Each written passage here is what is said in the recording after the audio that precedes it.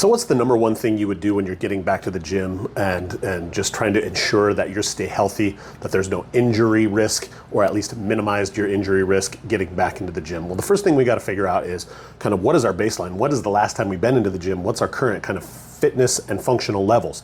So how best to go about that? And I'm biased, of course. I want you to go see a PT. Movement specialists are going to be the first to identify any kind of muscle imbalances, weak links, something that's going to potentially make you vulnerable to injury in the gym.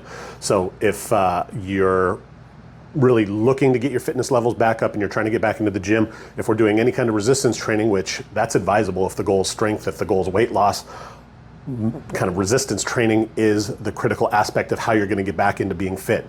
But resistance training comes with some risks. So how to mitigate those risks is to get a baseline kind of fitness test, baseline movement screening, baseline manual muscle testing to identify muscle imbalances. And the best place to do that is with a physical therapist.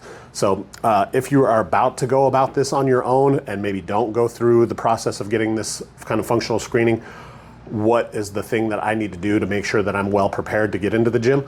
Well, if we've done nothing, the first thing we got to do is at least get your cardiovascular levels up. If you're somebody who's not getting 7,000 to 10,000 steps in, then we're going to just start with walking. Because, I mean, just weight bearing, walking, getting on your feet, and just time on your feet moving is going to be the first thing to kind of get your functional levels to a very minimal baseline before we even get to that. The second thing we're going to do is we're going to do body weight resistance exercises versus actually going into machine weight.